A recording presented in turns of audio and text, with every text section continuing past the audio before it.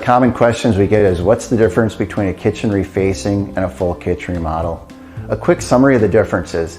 Kitchen refacing projects usually work with the existing cabinetry and replace the doors and drawer fronts. When the project is a full kitchen remodel, it usually involves completely removing the existing cabinetry. Let's talk more about kitchen refacing.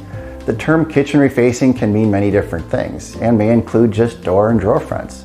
It may also include new drawer boxes with new undermount soft close drawer slides, new hidden hinges with integrated soft close, adding on to the existing cabinetry or removing a cabinet, modifying an existing cabinet, converting from doors to drawers, painting the cabinet boxes, changing from a stained to a solid color finish, new countertops, new handles and knobs.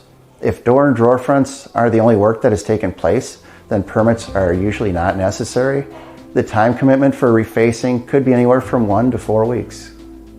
Now let's talk more about a full kitchen remodel. Remodeling a kitchen will include a design and planning phase. More than likely, all the cabinets will be replaced, removal of soffits, walls, and potentially relocating doors and windows, depending on the size and the scope of the project. New appliances may also be a part of the remodel project. A full kitchen remodel will be more involved and will require city permits if there are any structural, electrical, or plumbing changes taking place.